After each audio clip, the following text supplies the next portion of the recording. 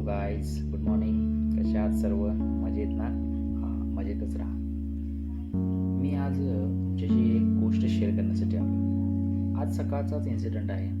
आम्ही बाजारात गेलो होतो आणि बाजारातून येत होतो. त्यावेळेला समोरून एक ॲम्ब्युलन्स येत होती आणि त्यासमोर एक बाईक होती जो सांगत होती की क्रिटिकल कंडिशन आहे, बाजूला बाजूला. एवढं सर्व चालू होतं आणि त्या ॲम्ब्युलन्स दवाखान्याच्या समोर आमची गाडी आलेली होती.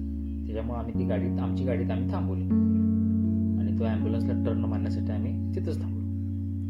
मग ॲम्ब्युलन्स टर्न घेत होती तोपर्यंत काय झालं, मागून एक 2 व्हीलरवाला आला आणि त्याला काय गडबड होती काय माहीत नाही, तसाच पुढे गेला आणि त्या 2 व्हीलरवाल्यामुळं ॲम्ब्युलन्सला एक दोन सेकंद थांबावं लागलं टर्न घेताना आणि परत तो गेला तसाच पुढे निघून, काही न बघता इकडे तिकडे. मग तेवढ्यापुरतं ती ॲम्ब्युलन्स थांबली आणि परत मागे गेली.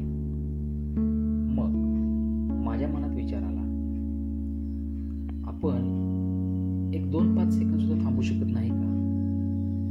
एवढं आपल्याला काय गडबड आहे? प्रत्येक गोष्टीची काय गडबड आहे? आपल्यासाठी 1-2 सेकंद ट्रॅव्हलिंगमध्ये पुढे मागं होतात, 1-1 तास पुढे मागं होतो, वेटिंग करतात माणसं. पण तो पेशंट आहे, त्या पेशंटसाठी 1-1 सेकंद महत्त्वाचा आहे. आपल्यामुळे त्याचे 2-3 सेकंद जरी वाया गेले तर पुढं काहीही होऊ शकतं. म्हणून आपण विचार केला पाहिजे. हीच गोष्ट माझ्या मनात आली म्हणून मी म्हटलं आज तुमच्याशी बोलू. विचार करा.